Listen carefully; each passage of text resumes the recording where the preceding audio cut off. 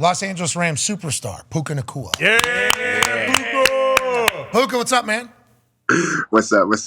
Hey, sorry we made you wait there for a little bit. We had to go to the bathroom as a unison there, and you're the man, bro. Why do you think, and obviously it's because you're fast and strong and smart, but why do you think you and Matthew Stafford were able to get on the same page so quickly, Puka? It feels like a perfect fit between you two.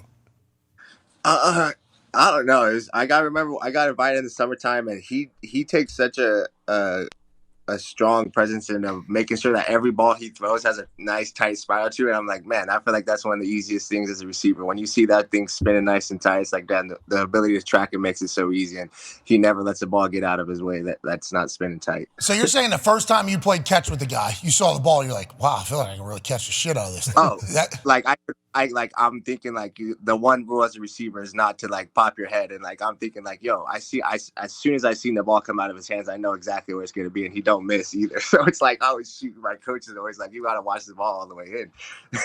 Puka, people were saying you were gonna be on the all-white team because you got tracked right there in the conversation of it all. But you have made some like ridiculous catches. You played against the Indianapolis Colts, and we saw you on a crossing route where Stafford put it right over the top of our linebacker. I think it was EJ Speed maybe, and then you just beautiful catch. I mean, when did you get drafted to the Rams again? What was the pick number?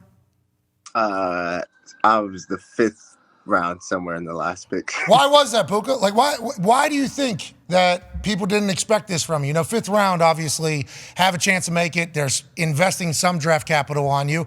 But I assume during that combine draft process, you were wondering and confused about it all, because as we watch you play, we were wondering and confused by it all as well. Why do you think that happened, Puka?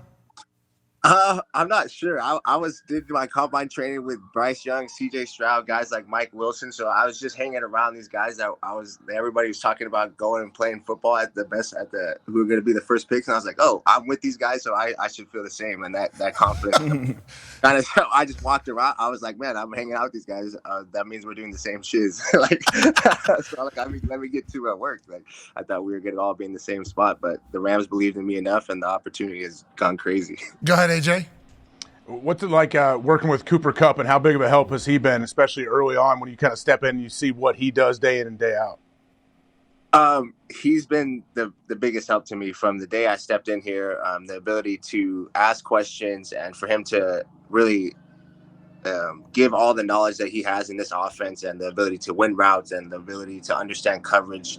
He gave everything to me. When I was asking questions, he was taking the time to give it and make sure I understood it in depth, and he made the game so much easier. And I go out there and I'd be like, Coop, like what we just talked about happened in the game. He's like, the backer's going to be here, the corner's going to play this leverage, and you're going to be able to 1-2 him at the top, and you'll break in, and Matthew's going to hit you. And we come out there at 1-2 at the top, and Matthew hit me. I'd be like, Coop, like you're a genius, man.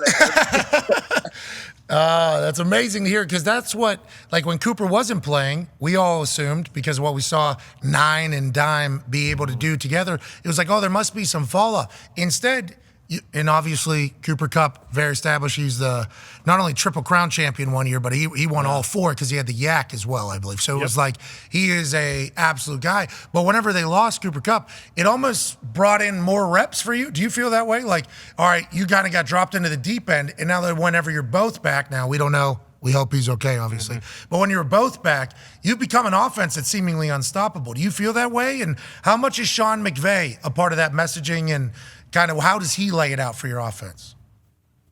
He makes it super easy. He knows that we got some guys who can make plays all over this field, especially with number 23 in the backfield, and guys who have been in the offense, like you mentioned, Coop and Big Higgs. So they make it easy. They understand how to move and how to win in this offense, and Coach dials it up and makes it super easy for us. So with number 9 in the backfield, when he don't miss, and Coach McVay dialing up all the plays that we got, it's like it does feel like we're unstoppable.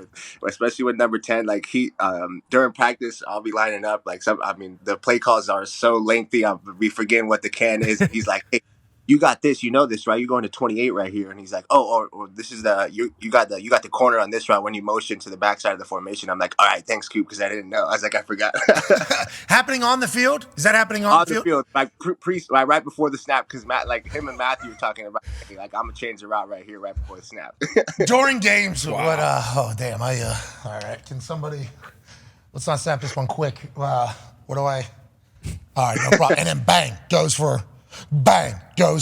Have you looked at the numbers in comparison to like NFL history? I assume it looks like you're having a terrible time. But like whenever it's historic, Puka, you're doing historic things right now. Darius has a question about that. Yeah, Puka, everybody kind of has their expectations, coming in as a rookie into the NFL. What were your expectations kind of coming in, and how was the reality of, touching that NFL field? Obviously, you had instant success. Was there ever a rookie of the year? I mean, welcome to the league moment for you. So what was those expectations versus the reality for you in LA?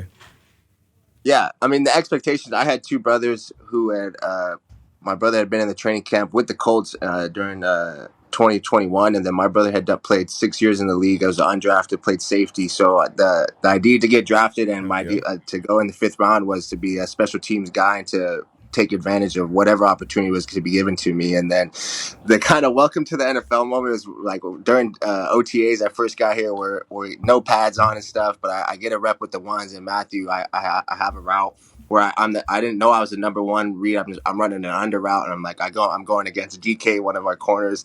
He's wearing number 1. I don't really know who's who. I'm like, all right, this is my opportunity to like show him what I got. I win the release clean. Matthew dots me up like in stride, and I remember turning upfield and being able to make a move on the safety, and like, oh, that was such a smooth transition, Pook. Like, hey, I remember watching the tape later, and Matthew did like a little gunslinger thing, and coach and everybody, like all the coaches, like they like no like reactions, but they all just like look at each other on the tape, and I just remember showing it to my siblings. I'm like, yo, this was the one. That's awesome. You believe in yourself, and also the coaches hey, we got a 5th round. Yeah. We got a 5th round Mormon. Hey, we got a guy. It has been, I didn't know you were like this, by the way. Did we know? The man. Awesome. So sick.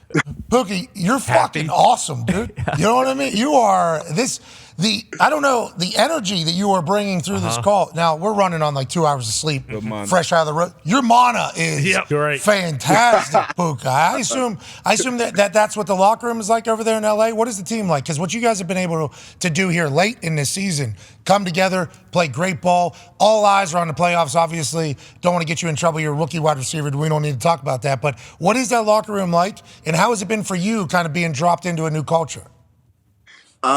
It's been crazy. One, my locker mate is Big Rob Havenstein. He's been on the Rams for a long time, since they've been in St. Louis and stuff. So it's been somebody super cool to like.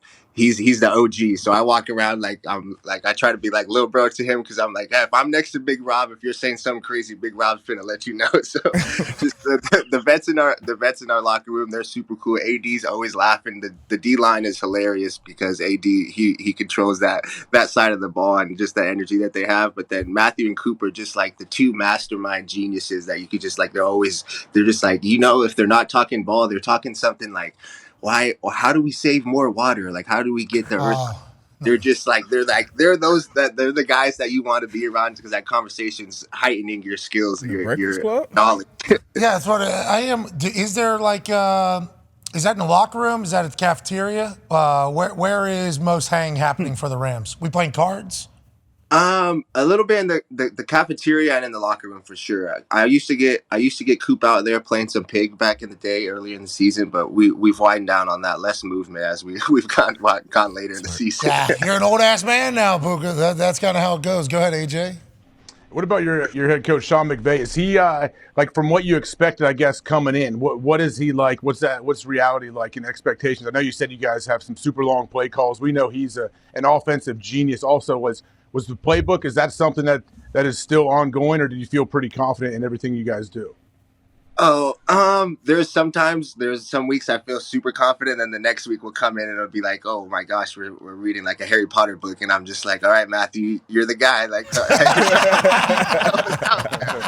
right before the huddle, that's the ones where I'm like, Coop, where are we going? And he's like, yeah, you got the shallow right here, Puka. Like, when we're like the ball's being snapped, he's like, shallow, outside release. Just running a fast as you can. They were telling that story about Kevin O'Connell and the Pastronaut, as he's breaking the huddle, telling what the play is. The thought of you breaking this rookie record while literally as the ball's being snapped, Coop's like outside release, shallow, and then he's running routes off you, and then Stafford knows exactly where you are. Something special brewing over there, man. Yeah. Something special. Obviously that win against the Ravens, the loss against the Ravens, but taking them to overtime, I think a lot of us are looking back on that going, wait a minute, hold the phone. This Rams team is for real, even though it's supposed to be a transition year. And LA is the right city to be doing it in. Yeah, Puka, how is LA? Obviously, BYU, a little different vibes in Utah, although they're still quaking in both, soaking, some would say. But also, is it tough personally for you because you are a fifth-round rookie and so you're living off like $30,000 in California right now? It is crazy expensive because if I think about how much my rent costs right now, what I would be living like in Utah, man, I would be living like a king. LA. But it is crazy. We're in I don't even know what's LA. Everybody says everybody's like, oh yeah, I'm in LA too. And then they send the location and they're 2 hours away. And I'm like, there's no chance you're in LA. Sorry, you're not in LA where I'm in LA. I'm in LA. You're in a different state, man. Traffic, you never know. 2 hours might be 2 miles. We were in Pasadena this past weekend for the Rose Bowl. I was staying there. They were in Glendale, and that was anywhere between a 15-minute drive to a 55-minute drive. Yep. Because of the way it is. Yeah, it's crazy, isn't it? You got to live close to the facility, I assume. Oh, I like my 20. I get like a 20, 25-minute drive to myself. Get some free time, play some music, listen to a podcast, get the Joe Rogan experience going, hit you guys. Get some non Drake. I be listening to Drake pretty much most of the day. So okay, so you're listening to Drake and Rogan. All right, so we just had a conversation with a guy who was listening to a Rogan podcast as well in the last hour, and some big shit coming out today potentially, Puka. I think that Rogan experience. Yeah. You know, I mean, this is modern world, by the way. Yeah, that's right. This is the exact modern world in the way it is all kind of cooking. Ty has a question for you, Puka. Yeah, Puka, obviously being a rookie, you don't know what you don't know. But in you guys' division, everyone always talks about, hey, the Niners are, until they got, steamrolled by the Ravens, hey, that's the clear-cut best team in football. But as you guys have kind of gone down the stretch here and you've played as well as you've played, you kind of get the sense in the locker room and around the guys like, hey, we are definitely a team that no one wants to play in the playoffs because we're kind of just rolling on all cylinders right now. Yeah, honestly, I'm not gonna lie to you. That sounded like a great compliment. I didn't know where the question was.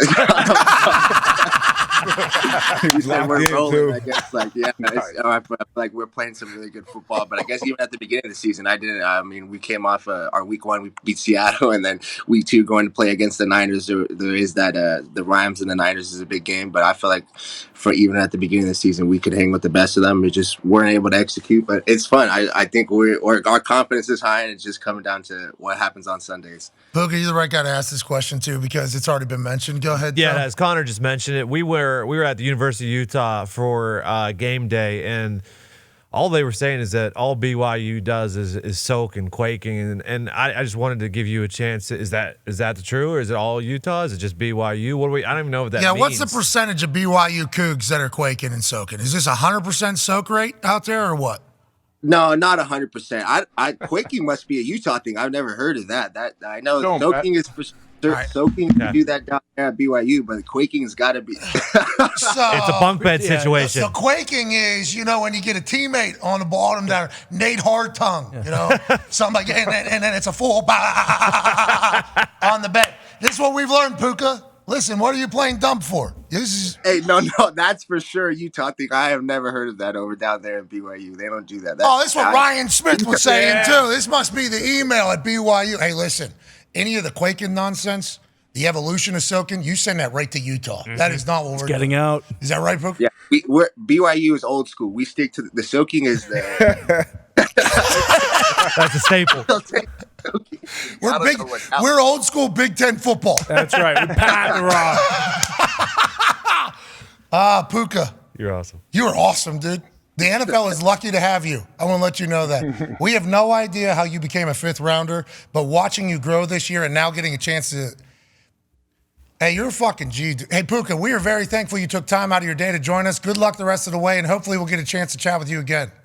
No, I appreciate you guys. I always love love seeing you guys' content. You guys are hilarious. Put a good smile on my face. So you guys have a good one. Appreciate you for having me on. Puka, I feel like you smile all the time. Our content's terrible, and once you stop watching, we understand completely, but we won't stop watching you, pal. Good luck with the record. Ladies and gentlemen, Puka Nacua.